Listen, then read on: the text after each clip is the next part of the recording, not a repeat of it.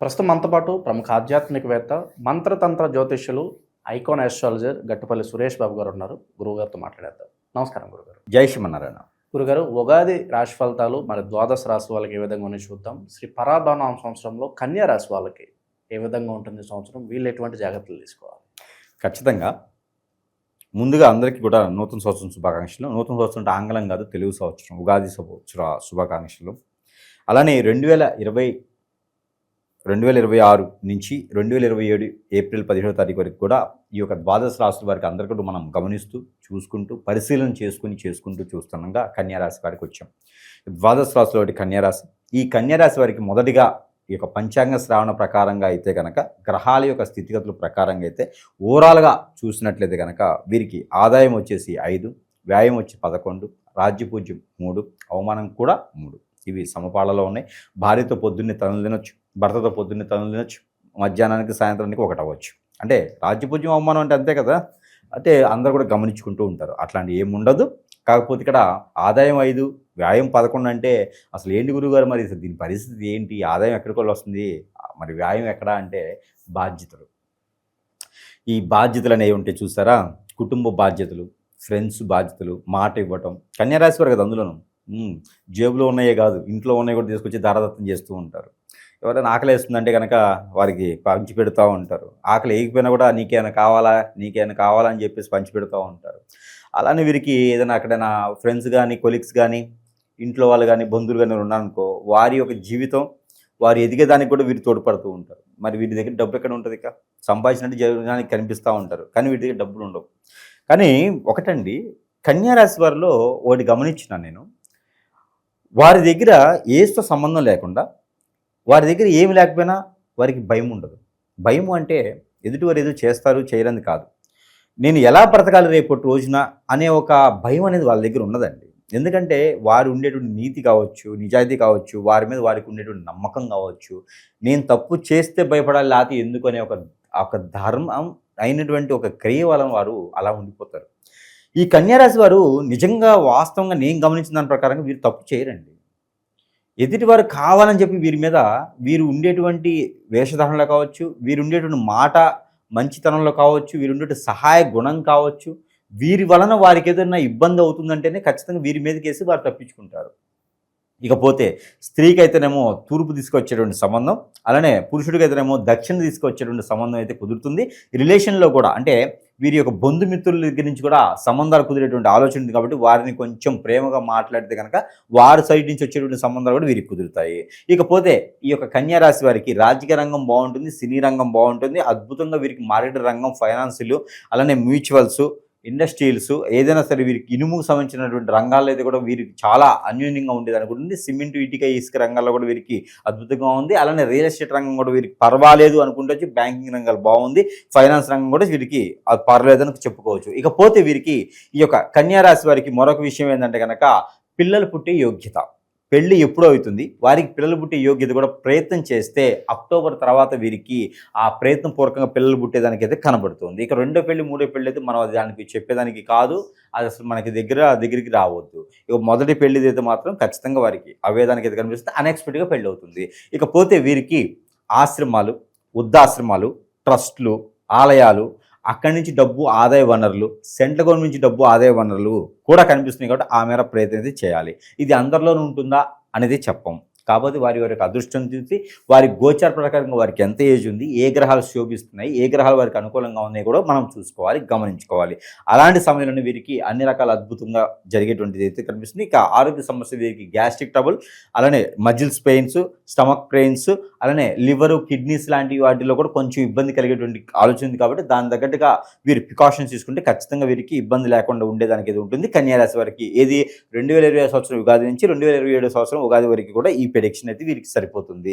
ఇక వీరికి కలిసి వచ్చేటువంటి కలర్, ఈ మాసంలో వీరికి కలిసి వచ్చేటువంటి కలర్ కూడా కావాలి.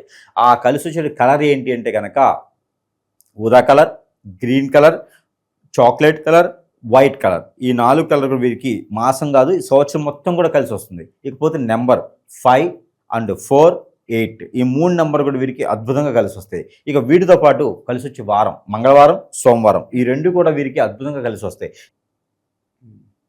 అలాంటి తప్పించుకోకుండా ఉండి వీరి మీద కూడా నిందలేయించుకొని మరీ బతుకుతున్నారు అంటే కనుక అది కన్యా రాశి వారి యొక్క సొంతమే అని చెప్పొచ్చు. వీరికి ఉన్న తెలివితేటలకి ఏదైనా సరే పెట్టుబడి పెట్టరు, మాటతోనే డబ్బు సంపాదిస్తారు, మాటతోనే వ్యాపారం చేస్తారు. అలాంటి కన్యా రాశి వారికి ఈ యొక్క సంవత్సరం అయితే మిశ్రమ ఫలితాలు అయితే కనిపిస్తున్నాయి. ఆర్థిక పరమైనటువంటి దానికైతే కనుక ఖచ్చితంగా డబ్బు అనేది దాచుకోవాల్సిందే. రేపటి రోజు రానటువంటి దాంట్లో వీరికి డబ్బుతో అవసరం చాలా ఉండబోతుంది. కాబట్టి తస్మా కన్యారాశి వారు ఎవరైతే ఉన్నారో వారందరికీ కూడా ఒక గమనిక, హెచ్చరిక కాదు గమనిక ఏమిటంటే, గురువుగారు కన్యారాశి గురించి బాగా స్టడీ చేస్తున్నారు నేనే, కాబట్టి దాని గురించి ఖచ్చితంగా చెప్పాల్సిందే. వీరికి ఇప్పటివరకు గత 7.5 సంవత్సరాలుగా తీసుకున్నట్లయితే ఆ 7.5 సంవత్సరాలని మనం గమనించుకుంటూ వచ్చితే ఈ యొక్క సంవత్సరం వచ్చేటప్పటికి కొంచెం నిలదొక్కొని ఏదో 10 మందిలో మాట, మంచి నడవడిక, ఒక పేరు, ప్రఖ్యాత కనబడుతున్నాయి.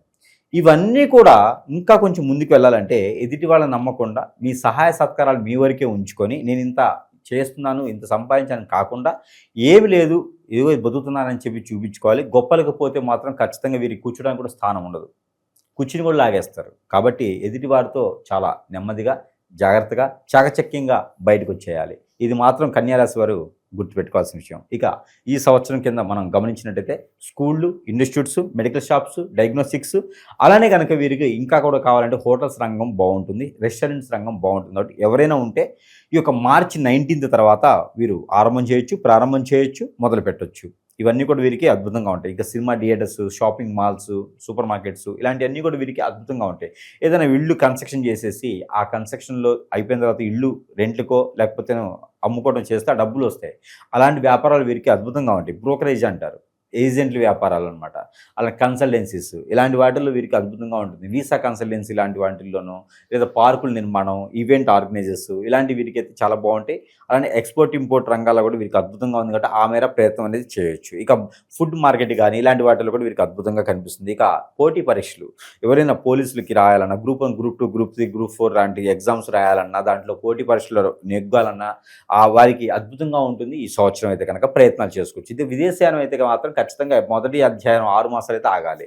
సెప్టెంబర్, అక్టోబర్లో తర్వాతనే వీరికి విదేశయానం అయితే కనిపిస్తోంది. మధ్యలో వెళ్ళినా కూడా ఇబ్బంది పడేటువంటి ఆలోచన అయితే ఉంటుంది. కాబట్టి అంతకంటే ప్రికాషన్స్ అయితే తీసుకోవాలి. ఇక ఒక్కసారి కూడా పెళ్లి కానట్టుంటారు ఎవరైనా ఉన్నారో వారికైతే కనుక ఖచ్చితంగా పెళ్లి అయితే అవుతుంది అని చెప్పొచ్చు. కానీ ఇరువురికి కూడా స్త్రీ పురుషులు ఇద్దరు కూడా పెళ్లి అయ్యేటువంటిది అయితే కనిపిస్తుంది. మే నెల, ఏప్రిల్ ఎండింగ్లో నుంచే మే నెల అట్లాంటివి దగ్గర అయితే పెళ్లి అయ్యేటువంటిది అయితే కనిపిస్తుంది కదా, ఆ ప్రయత్నం అయితే చేయాలి. గురుగారు, నరఘోష, నరదిష్టి కావచ్చు, ఈ శత్రువులు అధికంగా ఉండటం, అలాగే ఒక మనిషి ఎదుగుతున్నాడంటే ఆ ఎదుగుదలను తట్టుకోలేక కుళ్ళుబొద్దుతో ఏదో ఒక చెడు క్రియలు కావచ్చు ఇలాంటివన్నీ చేపిస్తూ ఉన్నారు. అలాగే భార్యాభర్తలు అన్యోన్యంగా ఉంటే ఎవరో ఒక పార్ట్నర్ని మన వైపు లాక్కోవాలని చూసి వాళ్ళ మీద కూడా ఏదో చెడు ప్రయోగాలలో చేపించడం, ఇలాంటి కేసులు అధికంగా అయిపోతున్నాయి. చాలామంది ఈ సమస్యలతో బాధపడుతున్నారు. పరిష్కారం ఏంటంటారు గురుగారు? ఖచ్చితంగా ఒకటి గుర్తుపెట్టుకోవాలండి, మనకి సంవత్సరాలు పోతూ ఉంటే వస్తూ ఉంటే, రోజులు పోతూ ఉంటే వస్తూ ఉంటాయి. ఇవి కాదు, గ్రహాలు మారుతూ ఉంటాయి, వాటి పని అవి చేసుకుంటూ ఉంటాయి. ఏ గ్రహం కూడా మనిషిని హింసించదు,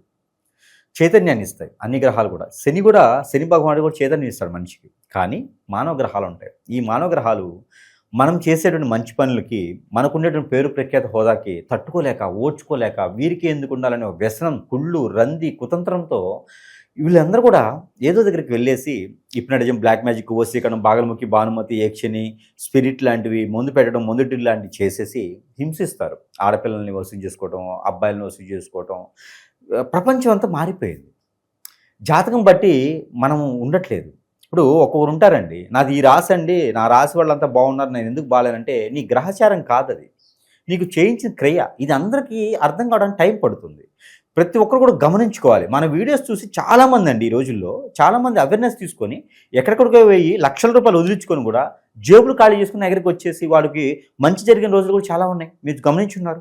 ఈ రోజు కూడా మనకి దాదాపు 15,000 మంది కస్టమర్స్ ఉన్నారు మన దగ్గర ఈ రోజున. అందరూ కూడా జాతకం సంబంధించిన వాళ్ళు కాదు. జాతకాలు బాగానే ఉంటాయి, ఏదో పరిహారం చేసుకుంటే అయిపోతుంది. కానీ అది కాదండి. ఇక్కడ ఎన్నో రకాల చెడు క్రియలు. మంచి భార్య ఉందంటే, మంచి చిన్న కుటుంబం ఉందంటే ఆ కుటుంబాన్ని విడదీసే విధంగా చెడు కళ్ళు, ఆ భార్య మేము కన్నేయటం, భర్త మేము కన్నేయటం, పిల్లల్ని హింసించి తీసుకుపోవడం, స్కూళ్ళ నుంచి కాలేజీల నుంచి లేపుకుపోవటం, అదే అంటారు కదా దాన్ని మన భాషలో అయితే. హింసించడం, రోడ్డు మీద పడేయడం, కొట్టినా, చంపినా, గిచ్చినా కూడా మళ్ళీ వాళ్ళే కావాలనుకోవటం, ఇవన్నీ కూడా చెడు క్రియలండి. ఈ చెడు క్రియలు మన ప్రపంచంలో చాపకంది నీరులాగా కొన్ని సంఘాల వారు ఏర్పడేసి ఇలాంటి హింసించి చిన్న చిన్న కుటుంబాలను నాశనం చేసి రోడ్డు మీద పడేస్తూ ఉన్నారు. ప్రతి ఒక్కరు కూడా గమనించుకోవాలి. జాతకాల్లో ఏముంటుందండి? పెళ్ళప్పుడు చూసుకోవాలి, లేకపోతే పంచలిప్చేప్పుడో రజస్వరప్పుడో చూసుకోవాలి, లేదా ఏదైనా ఆరోగ్య సమస్య వచ్చినప్పుడు చూసుకోవాలి, లేదా ఇల్లు గాలు కట్టేటప్పుడే చూసుకోవాలి. అంతేగాని ప్రతిసారి మనం జాతకం చూపించే అవసరం లేదు. జాతకంలో ఇలాంటి గృహరాలు ఉండవు. మీ పాప లేచిపోతుంది, మీ బాబు లేచిపోతాడు, మీ పాప ఎవరితో ఇబ్బందులు ఉన్నాయి, మీ భర్త మీ మాట విండి, ఇవన్నీ జాతకాల్లో ఉండవండి. అవి మానవ గ్రహాలు చేసేటువంటి పనులు. అవి ఖచ్చితంగా మనకి దగ్గరికి సంప్రదిస్తేనే తెలుస్తుంది. మనం ఏంటంటే వాటికి విరుగుడు చేసేదనుకున్నాం. మనము అలాంటివన్నీ బాధపడే వారికి మన దగ్గర వారికి విరుగుడు కూడా దొరుకుతుంది. ఎంతోమంది వారు మేలు పొందారు. అలాంటి వారు ఎవరైనా ఉంటే కూడా ఖచ్చితంగా సంప్రదిస్తే వారికి మనం చేదోడు వాదోడుగా ఉండం. కానీ ఖచ్చితంగా వారు వెనకైతే మనం ఉండి ఖచ్చితంగా వారికి మంచి చేసేదానికి ప్రయత్నం అయితే మాత్రం ఖచ్చితంగా చేసేదానికి మనం చూద్దాము. మరొక విషయం ఏంటంటే కనుక ప్రతి ఒక్కరు కూడా జాగ్రత్తగా ఉండాలి. మన విషయాలు పర్సనల్ విషయాలు ఎవరు కూడా షేర్ చేయకూడదు. మా బాబు ఇట్లా, మా పాప ఇలాగా, మా ఆయన ఇలాగా, మా భర్త ఇలాగా, మా భార్య ఇలాగా అని చెప్పి ఎవరికి షేర్ చేయకూడదండి. పర్సనల్గా ఉన్నంత వరకు క్లుప్తంగా ఉంటుంది. అప్పటికే మనము తట్టుకోలేని బాధ. ఒక 10 మంది ముందు మనం తినకూడదు అంటే మన విషయాలు ఇంకోటి చెప్పకూడదని అర్థం. ఇలా జాగ్రత్తగా ఉంటే కనుక అన్యోన్యంగా ఉండేదానికి, చిన్న ఫ్యామిలీ ఎదిగేదానికి ఉంటుంది. లేదంటే మాత్రము బతుకు బస్ స్టాండ్ అయిపోతుంది. సినిమా పేరు కాదండి, మన జీవితాలు అలా అయిపోతాయి. కాబట్టి ప్రతి ఒక్కరు కూడా చాలా జాగ్రత్తగా ఉండాలి, క్లుప్తంగా ఉండాలి, క్లారిటీగా ఉండాలి, అబద్ధాలు చెప్పకుండా నీతిగా బతుకుతూ చేసుకుంటుండాలి. ఇంకా ఏదైనా సమస్య వస్తే కనుక సంప్రదిస్తే వారికి సంబంధించినటువంటి పరిహారం అయితే వారికి ఖచ్చితంగా చేసేదానికైతే మనం ఉన్నాం. ఇక వీటితో పాటు పరిహారాల కంటే ముందు గురుగారు, ఈ సంవత్సరం వీళ్ళకి ఏదన్నా టర్నింగ్ పాయింట్ ఏదన్నా ఉందా? అయితే అది మంచి అవచ్చు, చెడు అవచ్చు, ఏదన్నా టర్నింగ్ పాయింట్ ఉందా? కన్యారాశి వాళ్ళకి టర్నింగ్ పాయింట్ ఏది? నూతన సంవత్సరంలో కన్యారాశి వాళ్ళకి టర్నింగ్ పాయింట్ నూతన సంవత్సరం అయితే జూన్లో కనిపిస్తుందండి. జూను 20వ తారీఖు తర్వాత వీరికి కొంతమేర వీరికి ఒక అమ్మాయి పరిచయం అవుతుంది. ఆ అమ్మాయి వల్ల వీళ్ళు సర్వనాశనం అయిపోతారు.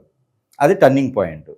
అలానే అమ్మాయికి అయితే ఒక ఎదవ దొరుకుతాడు. ఆ ఎదవ వల్ల వీరికి ఇంట్లో మాట వస్తుంది, బయట మాట వస్తుంది. కన్యారాశి ఆడపిల్లలంటే మంచి హోదా, హొందా, ప్రేమ, ప్రఖ్యాత అన్ని రకాలు ఉంటాయి వీరి దగ్గర. మంచితనం ఉంటుంది.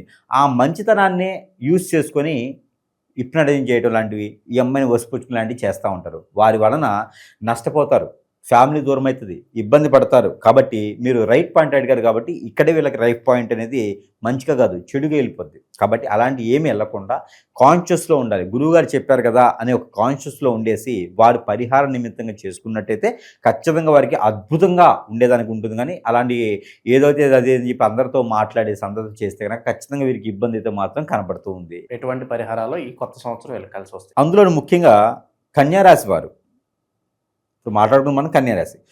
ఈ కన్యారాశి వారికి ఇవే కాకుండా గోచార ప్రకారంగా కాకుండా ఎక్కడైనా ఏదైనా ఇబ్బంది కలుగుతూ ఉంటుంది. ఆ ఇబ్బందుల దగ్గరికి కూడా రాకుండా వీరికి అంత పాజిటివిటీ కావాలి అనుకుంటే కనుక ఎన్నో రకాల సమస్యలు ఉంటాయి. ఆ సమస్యలు మన దాకా రాకూడదు. కాబట్టి అలా రాకుండా ఉండాలి అంటే కనుక వీరు మన దగ్గర కొన్ని వస్తువులు ఉంటాయి. ప్రతి ఒక్కరు మన దగ్గరికి వచ్చేదానికైతే లేదు. ఈ కొన్ని వస్తువులు ఏం చేస్తాయంటే మంత్రోచ్చారణ చేస్తే ఆ వస్తువుకి ఆ సమస్య ఏముందో ఆ సమస్య నుంచి మంత్రోచ్చారణ చేస్తే అవి ఎలా వాడుకోవాలో అలా వాడుకోవాలి. వాడు సరస్సులైనటువంటి ధరలను ఉంటాయి. వారి చెంతకే చేరేటువంటి సదవకాశం కూడా మన దగ్గర లభ్యపడుతున్నాయి. కాబట్టి ఎవరికైనా కావాలంటే సంప్రదిస్తే వారికి అన్ని రకాల అనుకూలంగా ఉండేటువంటి వస్తువులైతే మనం పంపించడానికి ఉంది. ఇక దేవుని అనుగ్రహం అయితే కనుక పెసర గుగ్గిళ్ళు రాముల వారికి నైవేద్యం పెడితే చాలా మంచిది. అలానే కనుక వినాయక స్వామి వారికి గరిక బెల్లం పెట్టడం, ఒక బోల్టు, ఒక తేనె, అలానే నువ్వుల నూనె, ఈ 3 కూడా తీసుకెళ్ళి నవగ్రహాల్లో శని గ్రహానికి అభిషేకం చేసుకోవడం ఇలాంటివి చేసుకుంటూ ఉండాలి. ఇకపోతే కొబ్బరికాయలో వచ్చేటువంటి నీళ్లు కాదు, కొబ్బరి బోండాలు వచ్చేటువంటి నీళ్లు, ఈ కొబ్బరి బోండాలు వచ్చే నీళ్లు తీసుకెళ్ళి శివ భగవానికి అభిషేకం చేసుకోవాలి. ఇలా చేసినట్టయితే అనుగ్రహం అనేది మన మీద అనుగ్రహం మన మీద అయితే నిగ్రహంగా ఉండేలాగా ఉంటుంది, తస్మా ఉంటుంది. కాబట్టి ఆ ఒక చిన్న పరిహారం ఒకటి చేసుకోవాలి. ఇక శని భగవాన్ యొక్క అదృష్టం కూడా వీరికి బాగానే ఉంటుంది. శని భగవాన్ యొక్క శుభదృష్టి వీరికి మరవడానికైతే ఈ చిన్న పరిహారం చేసుకోవాలి.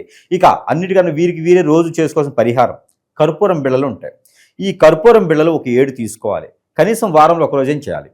ఈ కర్పూరం బిళ్ళలు 7 తీసుకొని తనకి తానే 7 టైమ్స్ తల చుట్టూ తిప్పుకొని 7 టైమ్స్ ఏది క్లాక్ వైజ్గా, అట్లానే ఈ పైనుంచి కిందకి 7 టైమ్స్ దిగదార్చుకొని వారు ఎక్కడైతే ఉంటారో వారి ముందు నేలమేం పెట్టేసి కాల్చేసి ఆ మంటలన్నీ కూడా కొండెక్కేంత వరకు దాన్ని చూస్తూ ఉండాలి. అలా చేయడం ద్వారా నరదిష్టి, నరఘోష, శత్రుభయం, ఆర్థిక సమస్య, అప్పుల బాధ, అన్ని రకాల కూడా కొంతమేర ఉపశమనం అయితే మాత్రం ఖచ్చితంగా లభ్యపడుతుంది. ఇవి చేసుకుంటూ ఉంటే కనుక ఈ కన్యా రాశి వారికి కూడా ఈ యొక్క 2026 నుంచి 2027 సంవత్సరంలో కూడా అన్ని రకాలు బాగుంటాయి. ఎవరైనా వీరికి లైన్ వేస్తున్నారు అంటే కనుక ఖచ్చితంగా వీరు నాశనం అవుతారు. కాబట్టి అలాంటి వాటి జోలు వెళ్ళకూడదు. లవ్ మ్యారేజెస్ లేవు, అరేంజ్ మ్యారేజెస్ ఉన్నాయి. అవి కూడా సక్సెస్ అవ్వడానికి టైం పడుతుంది. కాబట్టి ముందు జీవితంలో ఎదగాలి, ఎదిగేదానికి మాత్రం ప్రయత్నం చేయండి. ఎదిగిన తర్వాత సంబంధం అయ్యో వస్తుంది, జమీందారు పిల్లలు వస్తారు. మనం ఎదగాలి. ముఖ్యంగా మన పక్కన వీళ్ళంటి వాళ్ళు ఉంటే ఎదగలేము. పెళ్ళి అయిన తర్వాత ఎవరినైనా చూసుకోవచ్చు, ఎదుగుతారు. కాబట్టి అలాంటి ప్రయత్నాలు చేసుకుని అదృష్టవంతులు అయ్యేదానికైతే ప్రయత్నం చేసుకోవచ్చు. చాలా అద్భుతంగా వీరు ముందుకెళ్ళేదానికి ఉంటుంది. పోయిన సంవత్సరం మీద అయితే కనుక ఈ సంవత్సరం ఇంకా కొంచెం అదృష్టం ఉన్నది, వీరికి ఇంకా బాగుంటుంది అని మాత్రం చెప్పొచ్చు. మంచి విశ్లేషణ అందించారు. ధన్యవాదాలు.